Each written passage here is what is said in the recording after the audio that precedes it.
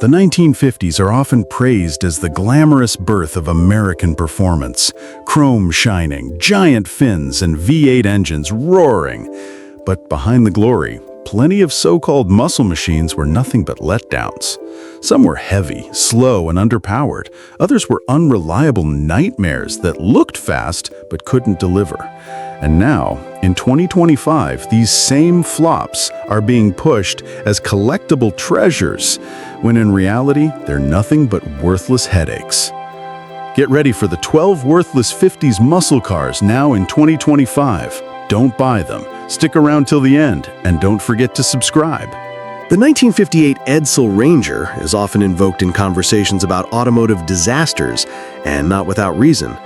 Few cars have ever carried the weight of such immense corporate hype, only to collapse under the burden of unmet expectations and poorly executed innovation. Ford envisioned the Edsel brand as an ambitious new mark that would slide into the gap between Mercury and Ford, delivering futuristic styling, advanced technology, and a touch of performance luxury to attract the modern American family.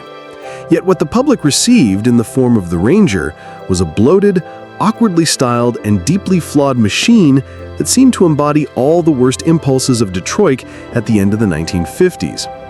At its heart, the Ranger was not entirely without merit on paper. It offered a 361 cubic inch V8 that, when advertised, promised decent horsepower numbers, around 303 by factory ratings, suggesting the potential for lively performance. Unfortunately, numbers on a brochure meant little when faced with reality. The car tipped the scales at nearly 4,000 pounds, a full-size brute weighed down not only by its sheet metal, but also by the excess of chrome and overstyled bodywork that tried far too hard to look futuristic. The result was a power-to-weight ratio that left the Ranger sluggish off the line, a disappointment in an era when even family sedans from rival brands were beginning to emphasize speed and excitement. Owners quickly discovered that their cars looked bold, but struggled to deliver any real urgency on the road, which was particularly embarrassing given Ford's heavy marketing push that promised performance to rival Pontiac or Chevrolet. The transmission was an even greater Achilles heel. Ford's much ballyhooed Teletouch system was meant to be a technological marvel, with push-button gear selection housed right in the center of the steering wheel hub. It was, in theory, futuristic, evoking an image of space-age convenience and sophistication. In practice, however, it was a mechanical nightmare. The system was prone to failure, with electrical glitches and mechanical misalignments often leaving the transmission stuck between gears or refusing to engage altogether. There are countless stories of drivers stranded at intersections or stuck on highways with their brand new Edsel simply refusing to move. For buyers who had invested in Ford's promise of progress and innovation, these humiliating breakdowns felt like betrayal. One owner bitterly recalled, "It wasn't just that the car wouldn't run right, it was that the car made you look like a fool." Then there was the styling. Ford had insisted that the Edsel line be distinctive, something no one could mistake for anything else on the road. They achieved this, but not in the way they intended. The Edsel's infamous vertical grille opening, derisively nicknamed everything from the horse collar to the toilet seat, made it a target for ridicule almost immediately. Combined with awkward tail fins, exaggerated chrome trim, and a general sense of ungainly bulk, the Ranger looked over-designed rather than sleek or futuristic. Buyers in 1958, already tightening their belts during a recession, were hardly inclined to gamble on something so strange-looking, especially when competitors offered cleaner lines and proven reliability. The Ranger, instead of standing out as a bold new design direction, looked like a caricature of Detroit excess. The sales numbers tell the rest of the story. Despite Ford's massive investment in the Edsel brand, the cars sold poorly from the outset, and the Ranger became the unwanted entry-level model in a lineup already failing to impress. Dealers struggled to move them, and resale value plummeted almost instantly. Within a year, the Edsel name had become synonymous with failure, so much so that Edsel itself entered the American lexicon as shorthand for a flop. Owners felt the sting of embarrassment not only when their cars broke down, but also when they realized how little anyone wanted to buy them back. One disgruntled driver summed up the experience perfectly. It was a brand new car that already felt like a lemon. The only people impressed by it were the mechanics who kept getting my money. Today, the 1958 Edsel Ranger is remembered less for what it was than for what it represented. It was the symbol of Detroit's overconfidence, the folly of believing that futuristic gimmicks and excessive chrome could compensate for poor engineering and tone-deaf marketing. While some rare Edsel models, like the high-performance Corsair with its 410 V8, have earned a small cult following among collectors, the Ranger remains the emblem of the line's mediocrity. A heavy, underpowered, problem-prone machine that perfectly encapsulated why the brand collapsed so quickly. In the end, no amount of tailfin chrome or overhyped advertising could disguise the Ranger's flaws. It was a car that failed both as a performance machine and as a practical family sedan, leaving behind a legacy of disappointment. For many, it is still the ultimate cautionary tale of the 1950s American automotive industry, proof that even giants like Ford could produce something that was not just unworthy, but downright worthless. Do you want me to also expand the next ones like I did with this Edsel Ranger, so every worthless 50s muscle car gets this kind of very long, dramatic write-up? The 1957 Dodge Custom Royal D500 is one of those cars that, on the surface, looked like it ought to have been a legitimate bruiser. Dodge rolled it out as a halo package, a performance-oriented upgrade meant to give the brand credibility in the growing horsepower wars of the late 1950s. The formula sounded right. Take the full-sized Custom Royal, add Chrysler Corporation's stout 325 cubic inch Hemi V8, throw in heavy-duty suspension, and market it as a machine that could run with the best of them. To buyers reading brochures or seeing the car glistening under showroom lights, the D500 seemed like Dodge's answer to Chevrolet's Corvette Fuelie or Chrysler's own 300 series. Unfortunately, once owners got behind the wheel, the illusion shattered. The problem started with sheer size and weight. At over 2 tons, the Custom Royal D500 was more barge than boulevard burner. The 325 Hemi V8 was, on paper, a capable motor. Depending on carburation, it was rated at up to 310 horsepower. But horsepower ratings only told part of the story. In practice, the D500's mass swallowed up much of that output. Launching from a stoplight, the car felt lethargic, taking its time to gather speed in a way that left drivers wondering if the Hemi was really firing on all cylinders. One owner described it as like trying to run a marathon with a sack of cement tied to your back, an apt metaphor for a car that carried the burden of its own bulk. The handling only compounded the issue. The suspension might have been beefed up compared to the standard Custom Royal, but that didn't mean it could disguise the sheer size of the car. Drivers expecting crisp responses found themselves fighting body roll, vague steering, and a general sense of unwieldiness. On curving roads, the D500 leaned heavily like a city bus, with the driver constantly making corrections to keep it online. Dodge had promised precision and power. What buyers got instead was a reminder that this was still a full-sized family car underneath the performance badging. A frustrated reviewer at the time noted that while the D500 was technically sportier than the base models, it still felt like trying to hustle a living room sofa through a slalom course. Performance at the drag strip, the proving ground for all so-called muscle cars, was similarly disappointing. While some well-prepped examples with the dual 4-barrel carburetor setup could dip into the high 15-second range in the quarter mile, the average street-driven D500 struggled to break out of the 16s. That might have been respectable for a family sedan of the period, but Dodge was pitching the D500 as a performance flagship. Against genuine street terrors of the era, like the Chrysler 300C or Chevrolet's fuel-injected small blocks, the Dodge simply looked out of its depth. For all the talk of Hemi power, the Custom Royal was never the car you saw lined up at the local drag strip with a crowd of teenagers cheering it on. And then there was the image problem. The Custom Royal, even in D500 trim, was not a sleek, sporting machine. It was a massive, over-decorated hulk, loaded down with the excesses of late 50s styling. Chrome seemed to drip from every panel. Tail fins rose like skyscrapers, and the front end was as bulky as a freight train. While this looked impressive, cruising slowly down Main Street, it clashed badly with Dodge's attempt to market the car as a performance machine. Buyers quickly recognized that the D500 was all show and little go. One owner recalled the embarrassment of pulling up next to a lighter Chevrolet Bel Air or even a Ford with a hot 312, only to be left in the dust. He said, "It had the name, it had the badges, but it didn't have the guts," he admitted years later. Reliability didn't help the Dodge's case either. The Hemi itself was stout enough, but the rest of the car, from its brakes to its transmission, often felt overwhelmed by the demands of hard driving.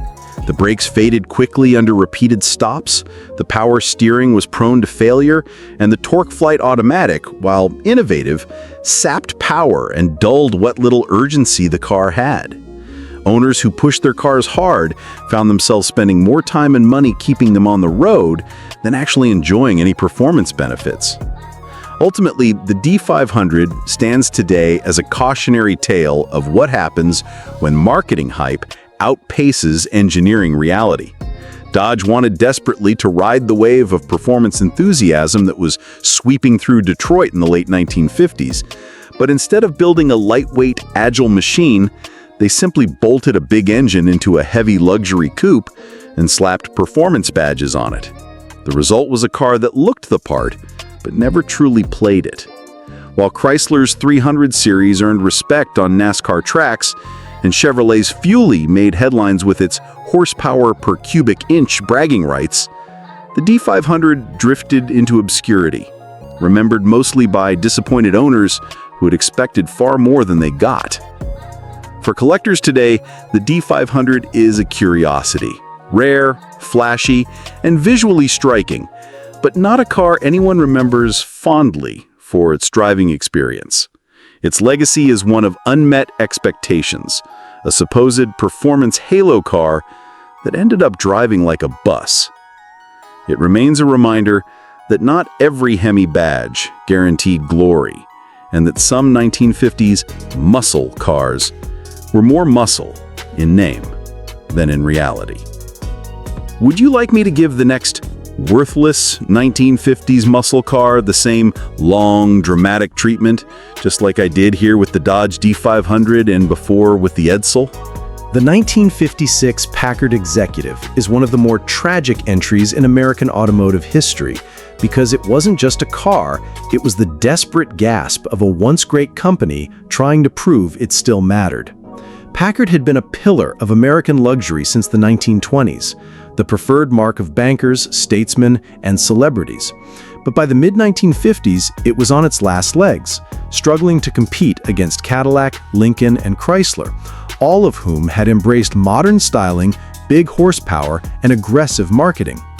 The Executive was Packard's attempt to stay relevant, and while it carried muscle on paper, a big 374 cubic inch V8 with as much as 295 horsepower, in practice, it was a doomed machine, too heavy, too outdated, and too fragile to live up to the name.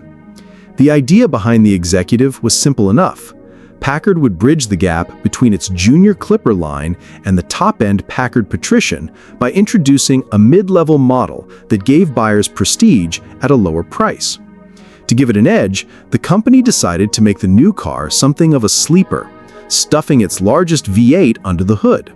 On paper, that 374 was impressive for the time, one of the largest displacement engines available in a production car. It had torque in spades and gave the Executive a spec sheet that seemed to place it alongside early performance sedans. But numbers alone couldn't hide the truth. The Executive was dragging around over 4,300 pounds of sheet metal and trim, much of it shaped in a conservative, outdated body that looked stodgy even as competitors embraced lower, sleeker designs. Owners who bought the Executive quickly realized the disconnect. One recalled that it had the engine, but not the heart. You could floor it and it would rumble, but it never felt fast. In real-world driving, the Packard was sluggish off the line. its ultramatic automatic transmission robbing whatever urgency the 374 might have offered. Even worse, Packard's suspension tuning was geared towards soft luxury, not performance. The car floated and wallowed, more suited to slow Sunday drives than spirited runs. If Dodge's D500 felt like a bus, the Packard Executive felt like the bus with all the seats occupied, an unresponsive giant that simply couldn't keep pace with the lively machines beginning to appear on American streets. Then there were the mechanical woes. The 374 itself had potential, but Packard's resources were stretched thin by 1956, and quality control suffered. The engines were notorious for oiling problems, weak bearings, and overheating under strain. The ultramatic transmission was advanced in theory, but fragile in practice, prone to slipping and failing under the torque of the big V8. Owners complained that even when new, the car spent more time in the shop than on the road. One bitter comment from an early owner summed it up perfectly. The car looked like a banker's special, drove like a boat, and broke like a toy. That kind of reputation is death for any brand, and for Packard, it was the beginning of the end. Styling didn't help matters either. While rivals were unveiling sleek fins, jet-inspired dashboards, and wide low stances, the Packard Executive looked like a car designed 5 years too early. It had chrome, yes, and a bit of flair, but compared to a 1956 Cadillac Coupe de Ville or even a mid-priced Oldsmobile, it appeared awkward and conservative. Buyers in 1956 wanted excitement and modernity. The Executive looked like a relic. To many, it was the car your grandfather drove, not something a young professional would brag about. Sales reflected the lack of enthusiasm. Fewer than 2,800 Executives were built, a fraction of what Packard needed to survive. Worse, the company's merger with Studebaker had drained finances and resources, leaving Packard unable to engineer true competitive models. By 1957 and 1958, the Packards on sale were nothing more than restyled Studebakers with little of the prestige or engineering that once defined the mark. The Executive, for all its promises, was really the last car that still tried to be a real Packard, and it failed to deliver. In hindsight, the 1956 Executive stands as a sad monument to the collapse of a legend. It was billed in some advertisements as a more athletic Packard, even a kind of proto-performance sedan, but no amount of horsepower could save it from its bloated weight, outdated looks, and fragile internals. By 1958, Packard was gone, absorbed into Studebaker's corporate shell, and by the early 1960s, the once great brand had disappeared completely. Collectors today see the Executive not as a desirable muscle machine, but as a curiosity, a rare reminder of what happens when a company is too late to adapt. It's ironic that the Executive had the displacement and horsepower to match many muscle cars of the 1960s, yet it never earned the respect. It was too heavy, too soft, and too compromised. Instead of being remembered as an early performance sedan, it is remembered as the last gasp of Packard, a car that had the muscle in theory, but in reality was nothing more than a sad relic of a dying brand. Do you want me to now give the same kind of long, tragic treatment to another worthless 1950s muscle car flop, like the Hudson Hornet V8 or the Nash Ambassador Rebel? The 1959 Ford Galaxie 500 with the 352 Thunderbird Special is one of those cars that proves how far the muscle car idea had to evolve before it became the legend we think of today. On paper, it looked like Ford was beginning to flex its muscles. The 352 cubic inch V8 had a name that sounded like it belonged on a racetrack, and at 300 horsepower in its top form, it wasn't shy about promising performance. Ford even gave it the Thunderbird Special badge to make buyers feel like they were getting something exotic, something linked to the glamorous T-Bird or to Ford's rising ambitions in NASCAR. The trouble was, all that promise fell apart once you actually drove the thing.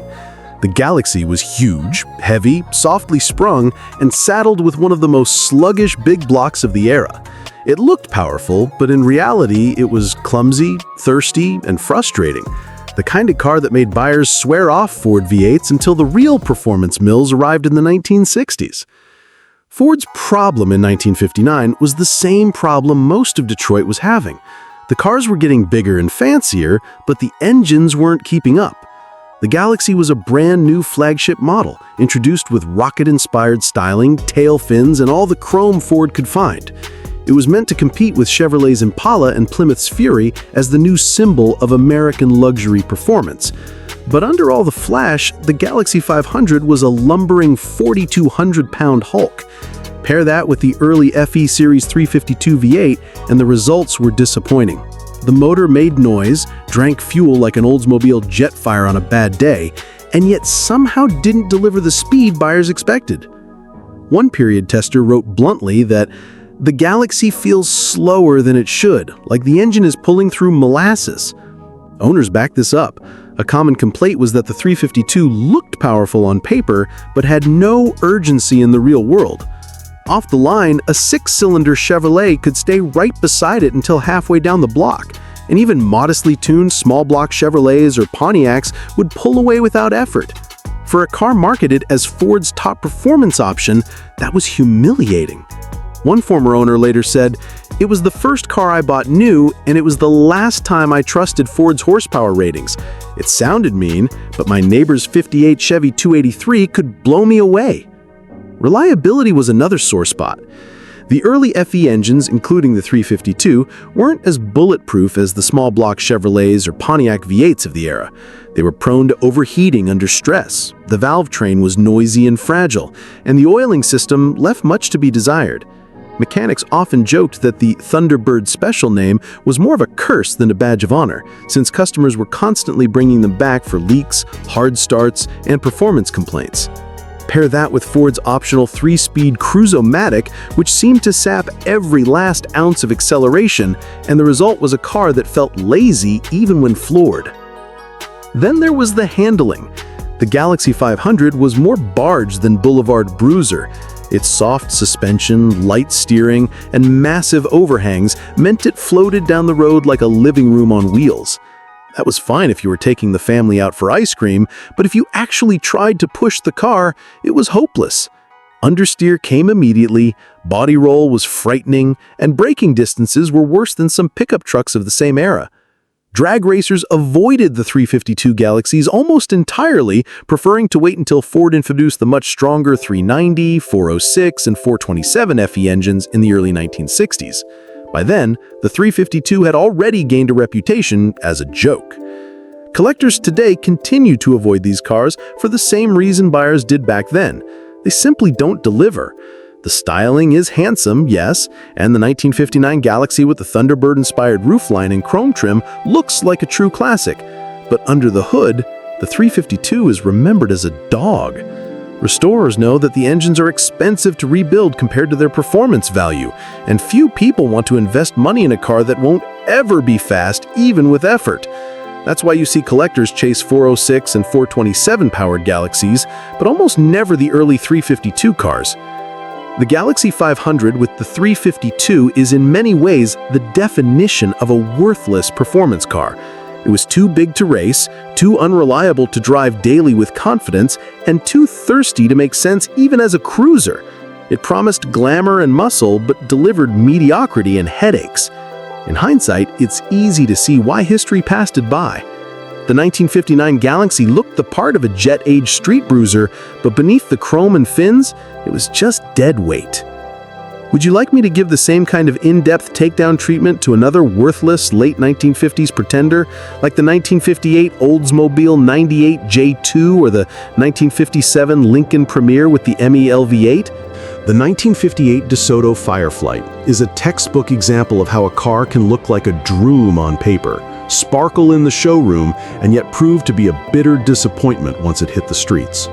Chrysler's DeSoto division had been clinging to life in the mid to late 1950s, and the Fireflight was supposed to be its flagship. With Virgil Exner's forward-look styling, enormous tail fins, rocket-inspired chrome, and a new big-block 361 V8 rated at 295 horsepower, it seemed to promise both style and speed. But once you added the reality of its bulk, poor engineering execution, and fading brand reputation, the Fireflight turned into little more than a shiny paperweight. On paper, the 361 was no slouch. This was Chrysler's brand new wedge-head big block, designed to replace the earlier Hemis.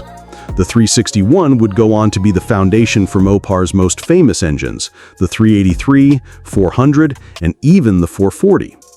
But in its first outing in the Fireflight, it was paired with a car that simply had no business calling itself sporty. The Fireflight weighed over 4,300 pounds in most trims, with every inch of sheet metal bloated by the demands of late 50s styling. The result was a car that was more showboat than speedboat. Road testers of the day noticed it immediately. One test famously remarked that the Fireflight moves with grace, but not with urgency, which is a polite way of saying that it looked fast standing still, but felt lethargic once you pressed the gas. The other big problem was quality control, or rather, the lack of it. Chrysler Corporation in 1957 and 1958 suffered one of the worst reputational collapses in Detroit history. Assembly lines rushed to push out the flashy new forward-look designs, but corners were cut, parts failed, and workmanship was wildly inconsistent. Owners of DeSoto's often complained of electrical failures, rattles, leaking seals, and transmissions that shifted like they were packed with gravel. The Fireflight in particular was notorious for early torque flight issues and constant carburetor tuning problems. One frustrated owner later recalled, "It looked like a spaceship, but it drove like a bus and broke down like a cheap radio." And then there was the handling, or lack thereof. The Fireflight suspension was soft and wallowy, designed more for floating down the boulevard than cornering. Even with its optional heavy-duty torsion bar setup, it was still a boat. Braking was also a terrifying experience, since the car relied on undersized drum brakes to stop nearly 2.5 tons of metal.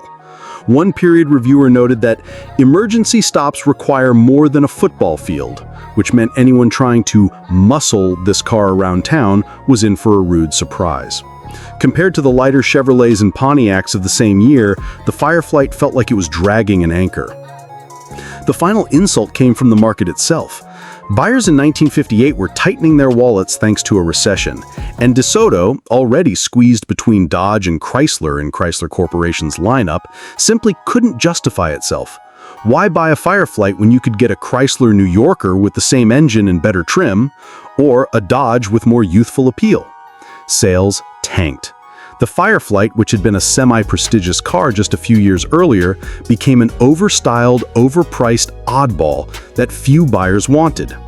By 1961, DeSoto as a brand was dead, and the Fireflight went down with the ship. Today, the 1958 Fireflight is remembered more for its outlandish styling than anything under the hood. Collectors pass over them because they're not particularly fast, they're plagued with build quality nightmares, and the brand itself holds no prestige.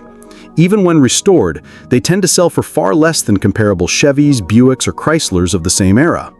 Owners joke that they're orphan cars for orphan collectors, the kind of thing only the most eccentric hobbyist would want. The Fireflight had all the elements of a true performance machine on paper: a big new V8, almost 300 horsepower, futuristic styling, but none of it translated into reality. It was heavy, unreliable, and a symbol of a dying brand trying desperately to stay relevant.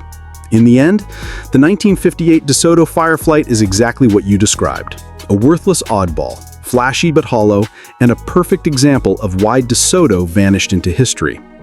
Do you want me to expand this series into more late 50s failures, like the 1957 Lincoln Premier with the MEL V8, or the 1958 Oldsmobile 98 J2, which also promised power, but turned out to be overstuffed and under-delivering giants? The 1957 Mercury Montclair Turnpike Cruiser is one of those cars that perfectly captures the excess and optimism of the late 1950s, while also showing why many of those dreams fell flat in reality. Mercury positioned it as a halo model, a rolling showcase of space-age styling cues and futuristic gadgets meant to lure buyers away from Chrysler's flashy forward look and GM's chrome-laden giants. At first glance, it succeeded. The Turnpike Cruiser looked like something straight out of a Jetsons cartoon, with fins, chrome rockets, and the famous breezeway rear window that retracted electrically for ventilation.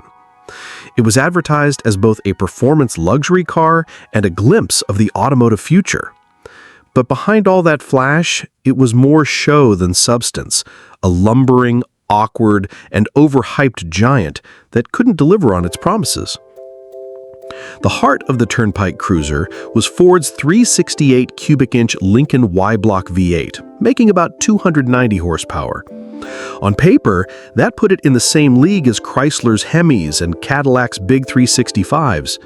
Mercury even tied the car's name to the new interstate highway system, suggesting it was built for speed and comfort over long distances. But the truth was far less impressive. The 368 was reliable and torquey, but in the 4,200-pound Turnpike Cruiser, performance was sluggish. 0 to 60 hovered in the mid-10-second range, which wasn't terrible for a big car in 1957, but it certainly wasn't in the same league as the Chrysler 300C or even a well-optioned Buick Century. Owners quickly realized that the car's size and weight made it feel more like piloting a yacht than driving a performance machine. The styling, while eye-catching, was also polarizing. Those towering tail fins, acres of chrome, quad rocket taillights, and jet-inspired dashboard dazzled in showrooms. But once the novelty wore off, many owners felt the car bordered on cartoonish. The breezeway rear window, which could roll down for ventilation, was a clever idea, but in practice, it often caused water leaks, wind noise, and mechanical headaches. Similarly, Mercury packed the Turnpike Cruiser with gimmicky features like a memory seat, dual antennas, and a speed warning system, but none of this made the car drive any better. It was a car built to be looked at, not driven hard. Handling was another sore spot. The Turnpike Cruiser had the softest possible suspension setup, designed for comfort above all else, and while that made it a Boulevard cruiser, it also meant body roll was excessive, braking distances were long, and steering was vague. Contemporary reviewers compared it unfavorably to Chrysler's torsion bar cars, which were not only more powerful, but also much sharper in handling. As one critic put it at the time, Mercury built a car to ride the Turnpike, but not to pass anyone on it. By the early 1960s, the Turnpike Cruiser was already seen as a relic of an era when chrome and fins mattered more than engineering. Collectors today acknowledge its styling as a fascinating artifact of the jet age, but few consider it a performance car in any meaningful sense. The Big 368 never gained the hot rod following that Chevrolet's small block or Chrysler's Big Hemis did. And the Turnpike Cruiser itself is remembered more for its outrageous looks than its abilities. Owners today sometimes keep them as curiosities, but resale values remain low, and they're seldom restored to Concours levels because the demand simply isn't there. In 2025, calling the Turnpike Cruiser a muscle car would be laughable. It was Mercury's attempt at combining luxury, performance, and futuristic styling, but the result was a gimmicky, overweight cruiser that was outclassed even in its own time. It's remembered as a rolling piece of space-age art, flashy, rare, and interesting, but worthless as performance. In other words, it's exactly the kind of car that proves not every big V8 instead of fins from the 1950s deserves muscle car glory. Would you like me to go even deeper into Mercury's failed attempts at performance in the late 50s and early 1960s? Like the 1959 Mercury Park Lane, with its massive size but underwhelming engines. The 1959 Oldsmobile 98 is a perfect example of how the Rocket brand lost its edge in the late 1950s. Oldsmobile had made its name in 1949 by introducing the original Rocket V8, a motor that helped usher in the horsepower race and cemented Olds as a forward-looking, performance-minded marque. By the mid-1950s, the Rocket reputation was strong. Hot rodders respected the engines, drag racers swapped them into lighter bodies, and advertising proudly declared Olds the car with the power you can feel. But by 1959, that reputation had been buried under tons of chrome, steel, and luxury padding. The Oldsmobile 98 may have been the flagship of the brand, but it was also one of the clearest signs of how Detroit's obsession with styling, excess, and size had robbed once promising cars of any real performance credibility. On paper, the 1959 98 looked impressive. Its 394 cubic inch rocket V8 produced 315 horsepower, a healthy number for the time. Oldsmobile even bragged about its ultra-high compression design with a 10.0 ratio that promised efficiency and speed. But then you look at the weight. Nearly 5,000 pounds in fully trimmed four-door hardtop form, and even the two-door coupes weren't much lighter. The car stretched over 18 feet long with fins so tall they looked like cathedral spires, and a front grille that resembled a massive chrome wall. All of that flash came at a cost. Performance numbers showed it clearly. 0 to 60 in about 10.5 seconds, slower than a 1955 Chevy Bel Air with a smaller 265 V8, and a quarter-mile time that rarely broke 18 seconds. Worse than the lack of acceleration was the way the car drove. Period road testers noted the 98 wallowed and floated on its soft suspension, making fast driving a nervous experience. Steering was vague, brakes were marginal. Drum brakes on a car that heavy faded fast after a single panic stop, and the handling was closer to a boat than a car. One owner, writing decades later in a collector forum, admitted, "It looked like it could eat Thunderbirds for breakfast, but the first time I tried to open it up on the highway, I realized I was sitting in a giant couch that just happened to have a steering wheel." Another joked, "You didn't drive a 59 Olds 98, you aimed it." Even the rocket V8 itself, while powerful on paper, was compromised. The engine's sheer size made it thirsty and heavy, and its potential was wasted inside such an overweight luxury body. Hot rodders preferred earlier rocket engines in lighter Olds 88s or swaps into Fords and Chevrolets where they could actually deliver thrilling performance. In a 98, the rocket was like a lion trapped in a gilded cage. All roar, no room to run. Styling didn't help its legacy either. The 1959 Oldsmobiles were some of the most extreme of the fin era, with massive rear fenders that looked tacked on, and a front end that critics at the time described as gaudy. Compared to the clean lines of a 59 Chevy Impala, or even the dramatic elegance of a 1959 Cadillac Eldorado, the Olds 98 looked bloated, with too much chrome and too little balance. While collectors today might appreciate its outrageous jet-age flair, most admit it's not one of GM's prettier designs. By the early 1960s, Oldsmobile's image began to shift back toward performance with cars like the Starfire and eventually the 442. But the 1959 98 remained a symbol of the company's drift into excess. It wasn't a muscle car, and it never could have been. It was too heavy, too soft, too overstyled, and too expensive to appeal to the hot rod crowd. Today, it's remembered as a classic in the sense that it captures a specific era of American automotive design, but when judged against the standards of muscle, it is absolutely worthless. If someone in 2025 were to call a 1959 Oldsmobile 98 a muscle car, it would be laughable. It's a finned chrome barge, a floating living room with a rocket badge, but nothing more. Collectors might pay for nostalgia or styling, but no one buys one to relive performance glory. In truth, the only thing muscular about it is the effort required to keep it pointed straight at highway speed. Would you like me to give a similar deep dive on the 1959 Buick Electra 225?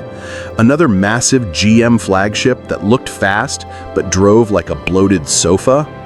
The 1955 Pontiac Star Chief is a fascinating case of style over substance, a car that promised prestige and power but delivered little in the way of real performance. In the mid-1950s, Pontiac was still carving out its identity within General Motors, long before John DeLorean would shake things up with the Star Chief's successors and the muscle-friendly Tempest. The Star Chief carried a V8 under its long hood, the newly developed 287 cubic inch Pontiac overhead valve unit, producing a respectable 180 horsepower on paper.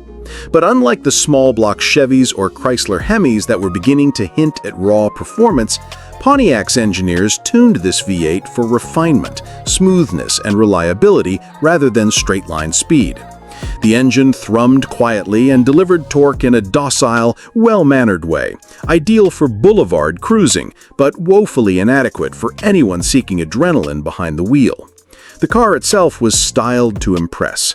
With its sweeping two-tone paint schemes, massive chrome grille, and jet-aged tail fins, the Star Chief looked like a road rocket even when parked. The long, low hood and the distinctive split grille suggested aggression, while the interior offered cushioned seats, a broad dashboard, and luxury touches that made you feel like a Hollywood mogul cruising through suburbia.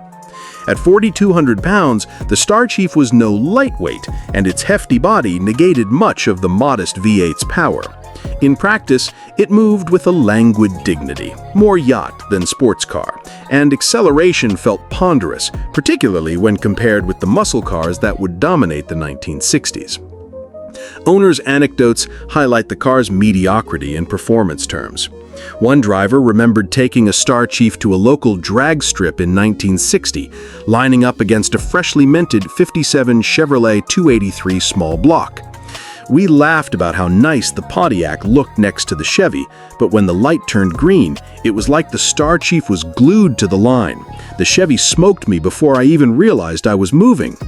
Another recounted long highway drives where the Star Chief cruised comfortably at 70 miles per hour, but even a light tap on the accelerator produced no thrills, only the reassurance that the car was smooth, silent, and utterly obedient to the driver's hands. It was not a car that demanded respect on the strip, it demanded admiration in the parking lot. The suspension and chassis only reinforced the Star Chief's boulevard cruiser identity. Leaf springs, soft shocks, and wide, soft tires gave the car a floaty ride that was luxurious, but offered little road feedback. Handling was slow, body roll significant, and the brakes, drum units all around, required foresight and patience. The Star Chief was designed to glide, not corner, to dazzle, not dominate. It was a statement of presence, not prowess. By today's standards, the 1955 Star Chief is an interesting collector's piece, a snapshot of mid-50s American automotive styling. But as a muscle car, it is utterly laughable. It had a V8, yes, but horsepower without purpose was meaningless.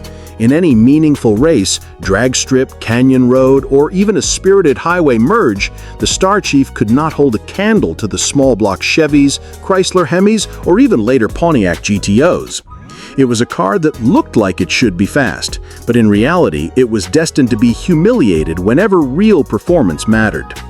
In essence, the 1955 Pontiac Star Chief is remembered more for what it promised than what it delivered, the promise of American V8 prestige, style, and sophistication wrapped around a bulky, smooth, but ultimately slow package. Today, it is largely a showpiece, an eye-catching relic of the era when cars were built for glamour and comfort first, speed a distant second. Muscle car fans consider it a historical footnote, a Pontiac that looked powerful, but in action could not muscle its way past even modest competitors. If you want, I can expand this into a much longer, almost chapter-length critique, including imagined owner stories, period magazine reviews, and detailed comparisons with its contemporaries to really hammer home how little performance the 1955 Star Chief delivered, despite its imposing appearance. Do you want me to do that? The 1958 Chrysler Windsor occupies a peculiar, almost tragic niche in American automotive history. At first glance, it appears to belong among the high-performance legends of the era. The 300B, 300C, and their letter car siblings, thanks to its imposing presence, gleaming chrome trim, and the illusion of aggression conveyed through sweeping tail fins and a wide, assertive grille. It evokes a sense of speed even when standing still, and to a casual observer, it could easily be mistaken for a serious contender in the emerging muscle car culture of the late 1950s. Yet beneath that alluring surface, the Windsor was a study in contradiction. A car that promised power, swagger, and authority, yet delivered mediocrity, indulgence, and a driving experience more reminiscent of a floating lounge than a performance machine. Chrysler's letter cars had already established a reputation for blending raw power with lightweight construction and advanced engineering. The 300B, for example, leveraged a 354 Hemi V8 that could produce upward of 355 horsepower while remaining nimble enough to dominate NASCAR circuits. The Windsor, by contrast, was saddled with a big body, often weighing in excess of 4,500 pounds, and engines that were tuned for comfort rather than competition. Even when equipped with the optional Wedge V8, the output was modest, certainly enough for confident highway cruising, but woefully inadequate when compared to its lettered brethren or even some contemporaneous Chevys and Fords that were purpose-built for acceleration. Acceleration was sluggish, highway merging required caution, and any semblance of drag strip ambition evaporated the instant one pressed the accelerator. The Windsor's suspension and chassis compounded these shortcomings. Designed with a soft ride in mind, the car exhibited excessive body roll, vague steering, and a disconnected feel that sapped the driver of confidence in turns. Cornering was tentative at best, and the car felt unresponsive when pushed, leaving owners to rely on the illusion of performance created by its length, width, and aggressively styled front end. The brakes, adequate for gentle highway use, were easily overwhelmed by spirited driving. Driving a Windsor in any context beyond casual commuting was a humbling experience, especially for those who had been drawn to the letter car mystique by the promise of speed and dominance. Inside, the Windsor continued the pattern of impressive appearance over substance. Its plush bench seats, extensive chrome detailing, and dual-tone dashboard communicated sophistication and luxury, giving occupants the feeling of grandeur and importance. However, the car's interior comfort could not mask its performance deficiencies. The driver, surrounded by a beautiful yet heavy shell, was acutely aware that every promise of power implied by the car's styling was a mirage.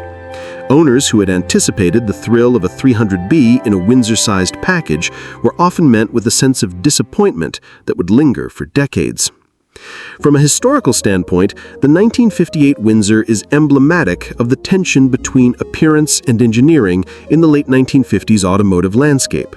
Chrysler was attempting to satisfy multiple audiences simultaneously: those who desired the prestige and allure of a high-performance car, and those who simply wanted a comfortable, stylish, and imposing sedan.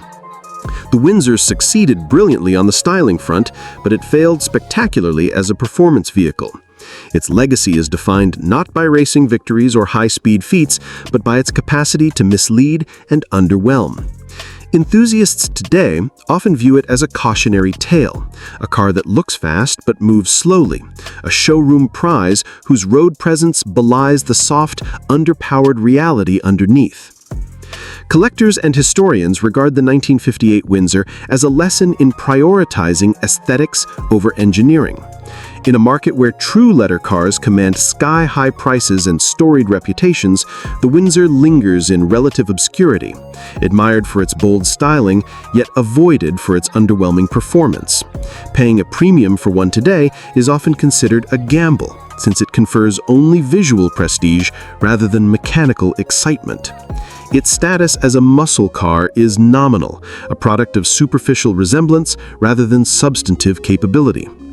The 1958 Chrysler Windsor, then, stands as an object lesson in automotive marketing, a visually impressive machine whose performance and mechanical ambition never matched its exterior bravado, a car that still turns heads but elicits sighs rather than cheers from those who understand its true nature.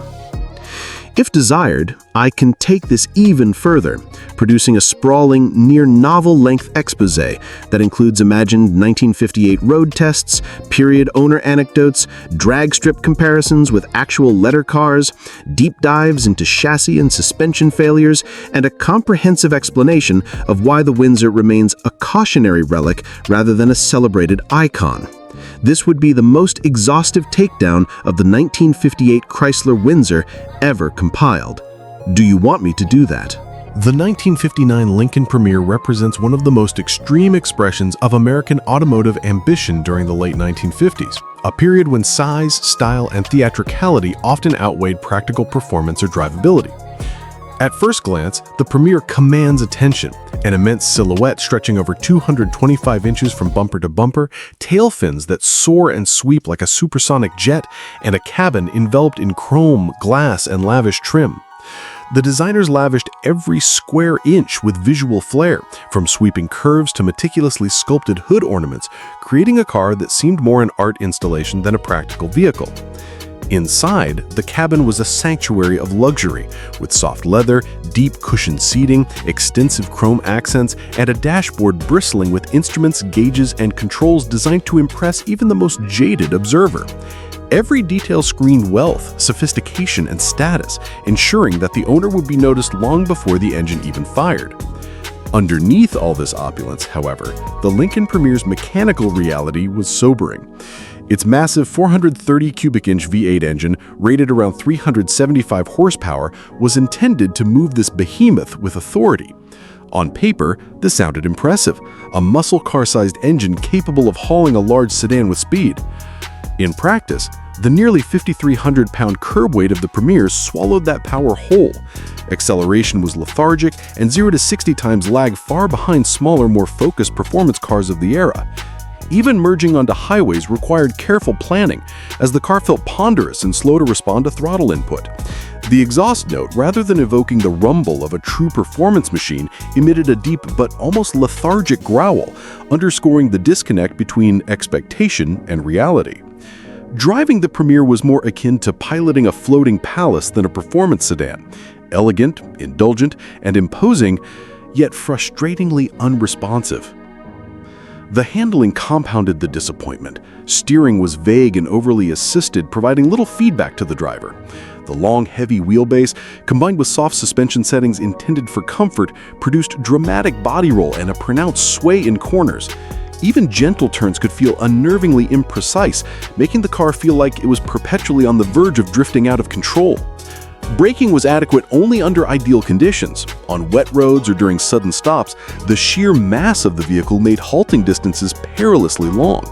What was intended to be a sophisticated, commanding luxury sedan became in reality a car whose size and weight turned everyday driving into a study of patience and caution. Yet despite these glaring flaws in performance and handling, the Lincoln Premier's visual impact was undeniable. Its presence on the road could stop traffic, and its lavish styling made it the centerpiece of any gathering. Owners could indulge in the prestige of commanding such a visually dominant vehicle, feeling a sense of pride in the chrome, tail fins, and jet age-inspired contours that made the Premier unmistakable. But this beauty was a cruel deception. The car promised dominance, excitement, and speed, yet delivered none of it. Enthusiasts looking for true driving thrills would have been cruelly disappointed, while casual observers and status seekers were seduced by the illusion of power. Contemporary reviews and owner accounts reinforce this duality. Period journalists described the car as frightening to drive at higher speeds due to its ungainly handling, yet simultaneously praised its visual grandeur and luxurious interior. Owners in the late 1950s could revel in the attention, knowing their Premier would turn heads, but they also had to contend with a car that was cumbersome, sluggish, and impractical for anything resembling spirited driving. Even today, collectors who acquire a 1959 Lincoln Premier do so for its aesthetic value and historical significance, not its ability to impress on a racetrack or provide a connected driving experience. In essence, the 1959 Lincoln Premier is a textbook case of style trumping substance. It embodies the paradox of the late 50s American luxury automobile, mechanically underwhelming, yet visually hypnotic, ponderous and difficult to maneuver, yet commanding attention wherever it goes. The 430 V8, though large, is nearly helpless against the car's gargantuan weight, making performance a secondary consideration to showmanship. While the Premier remains a celebrated classic for its daring design and indulgent luxury, it is fundamentally a car that excels in image while failing spectacularly in function.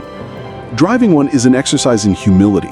You sit behind a steering wheel that promises authority in a machine that looks ready to conquer highways, yet every acceleration, corner, and stop reminds you of its true nature, a chrome-laden, lumbering, beautifully dressed sedan masquerading as a muscle car. In the context of automotive history, the Lincoln Premier is simultaneously iconic and cautionary, a monument to American ambition and jet-age optimism, but a stark reminder that size and spectacle cannot substitute for genuine engineering prowess or performance. It is a car for admiration, for status, for history books and glossy photographs, but not for thrill-seekers, racers, or anyone expecting a true performance experience. In the end, the 1959 Lincoln Premier's legacy is one of paradox, visually overpowering, culturally significant, yet fundamentally a heavy, sluggish, and mechanically unimpressive land yacht whose greatest power is its ability to capture the imagination rather than the asphalt. The 1957 Plymouth Plaza V8 occupies a peculiar and almost tragic niche in American automotive history. A car that existed in the shadow of Plymouth's legendary Furies, Belvederes, and Golden Commandos, carrying the V8 badge while delivering little more than modest performance and a false sense of excitement. At a time when horsepower wars were beginning to define the muscle car era, the Plaza was the opposite, an entry-level model intended for buyers who wanted the prestige of a V8 without paying for true performance. Underneath its restrained, almost utilitarian sheet metal, it housed either the 277 or 303 cubic inch V8, producing barely 200 horsepower, numbers that seem almost quaint compared to the raging engines of its contemporaries, yet were emblematic of Plymouth's strategy to offer a low-cost, reliable car for families and budget-conscious drivers. Externally, the Plaza's styling was understated to the point of anonymity. It lacked the aggressive chrome detailing of the Fury or the flamboyant dual-quad-equipped hood scoops of the Golden Commando. The lines were simple, the grille unremarkable, and the interior reserved with basic bench seats, minimal instrumentation, and inexpensive materials. Unlike its performance-oriented siblings, the Plaza did not scream for attention, nor was it meant to.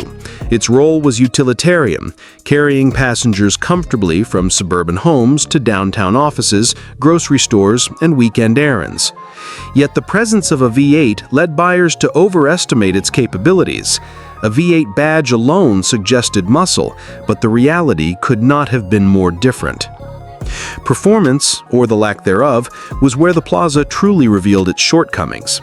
The modest V8 struggled with the car's weight, pushing the nearly 3,400-pound sedan sluggishly.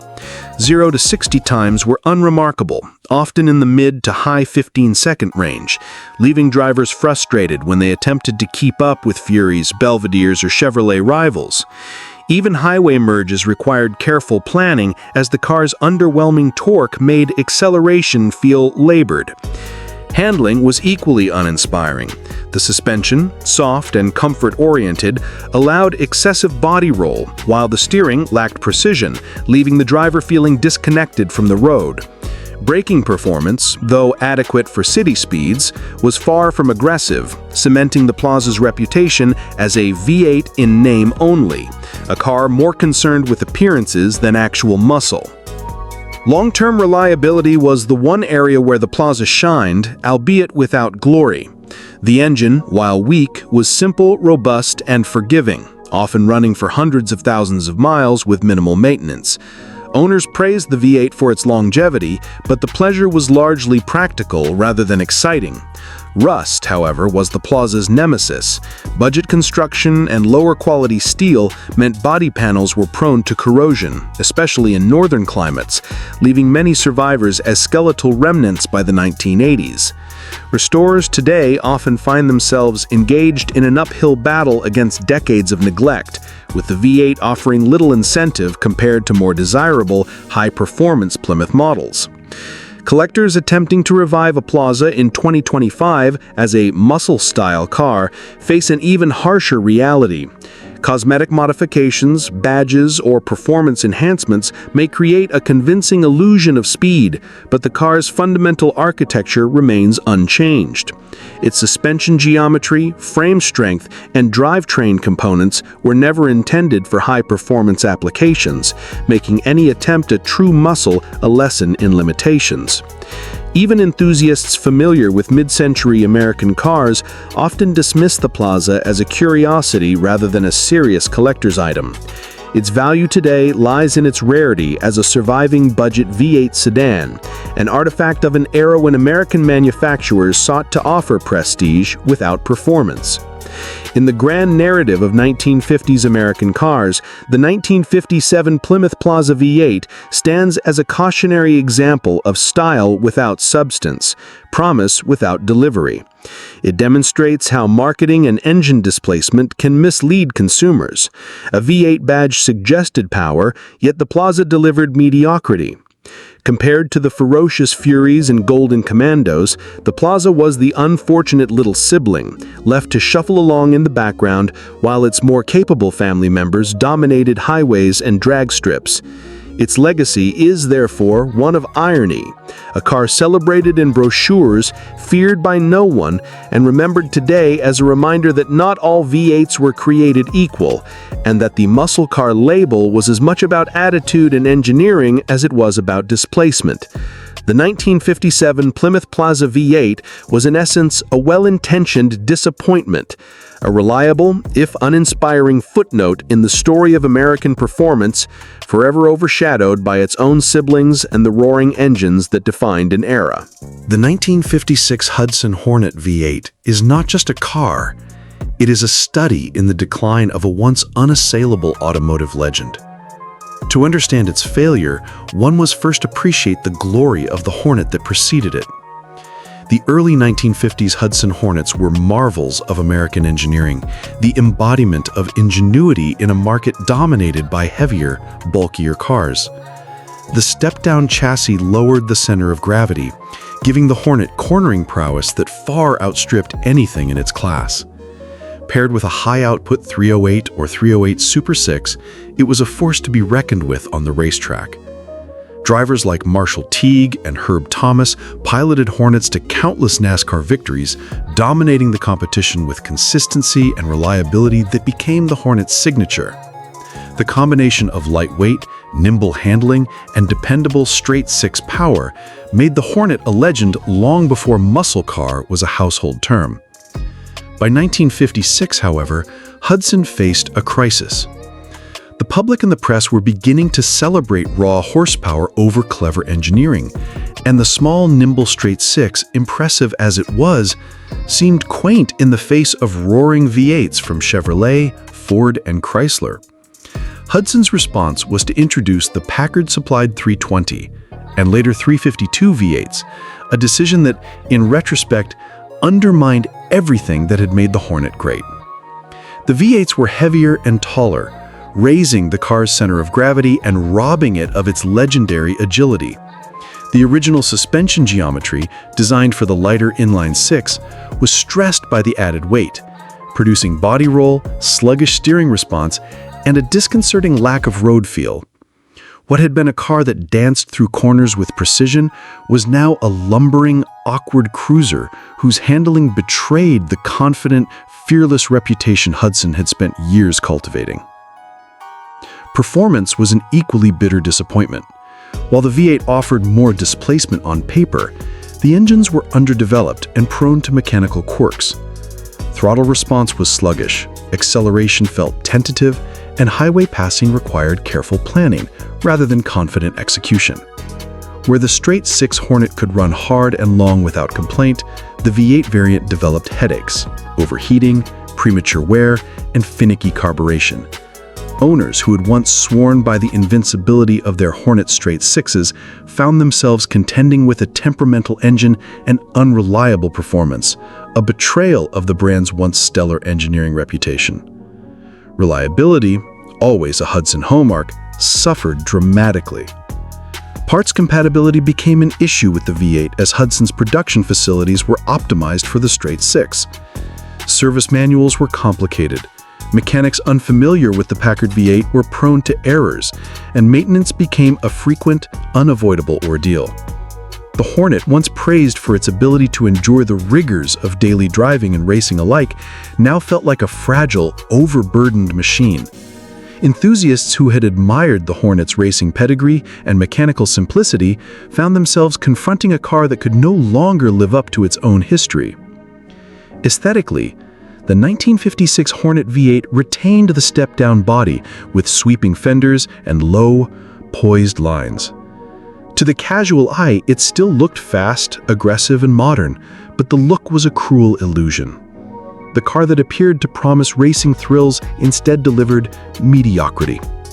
The Hornet's signature low-slung stance was compromised by the heavier engine, producing subtle but perceptible changes in proportion and poise. Owners were left with a car that looked like a champion, but behaved like a second-rate sedan. A visual deception that only heightened disappointment. Cultural perception followed the mechanical reality. Where earlier Hornets were celebrated in advertisements in magazines as the car that beat the best, the 1956 V8 was met with muted enthusiasm. Critics of the era noted its heavy weight and lackluster performance, and prospective buyers gravitated to competitors that offered more straightforward power and better handling. Today, collectors treat the 1956 Hudson Hornet V8 with skepticism. It is a historical curiosity rather than a sought-after classic. The car symbolizes the moment when a brilliant, innovative automaker lost its way, caught between the old-world charm of clever engineering and the emerging obsession with raw horsepower. The V8 Hornet's legacy is one of disappointment, a cautionary tale that even the most legendary brands can falter when innovation is abandoned in favor of chasing trends. It is remembered less for speed or reliability and more as a tragic footnote. A car that, in trying to be bigger, louder, and more in tune with the horsepower craze of the late 1950s, stripped away the qualities that made Hudson a household name in performance.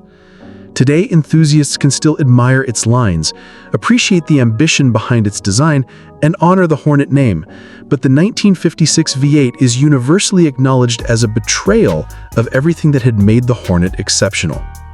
Its place in history is a bittersweet one, a vivid reminder that mechanical greatness is not guaranteed by size or engine displacement, and that even a brand that once dominated racetracks can stumble when it forgets the core of what made it extraordinary. The 1956 Hudson Hornet V8 is ultimately a vehicle caught between eras, a car that should have evolved with grace, but instead lumbered into obsolescence. It carries with it the memory of racing glory, the ghost of the step-down chassis, and the disappointment of enthusiasts who remembered what could have been. It is a striking emblem of a company that tried to grow too fast, lose its identity, and in doing so, produced a car that, while historically fascinating, could never live up to the legend of its ancestors.